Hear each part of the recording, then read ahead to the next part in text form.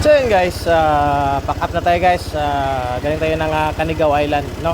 So nakabalik na tayo dito sa mainland. So may nagtatanong kasi sa akin kung may parking ba daw yun papuntang Canigao. Yes mga kada, mayroon pong parking dito sa Canigao. Safe po yung sasakyan kung naka 4 wheels kayo, naka-motor kayo. Safe po, no? Wala nga pong maging problema. So yan, no? So yan, dyan tayo nakaparada. Yan, so pack up na tayo.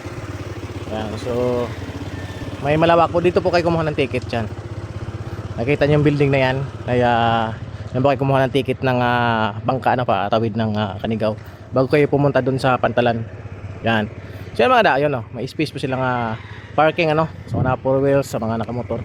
Safe po dito yung sasakyan nyo, no? Kung nag-alala kayo kasi may tatanong sa atin kung meron ba daw maparadahan na safe dyan papuntang Canigao Island. Meron po mga kada. Huwag kayo mga problema. At walang bayad ang parking dito mga kada. Yun lang. Yun lang. So maraming salamat. Bye bye.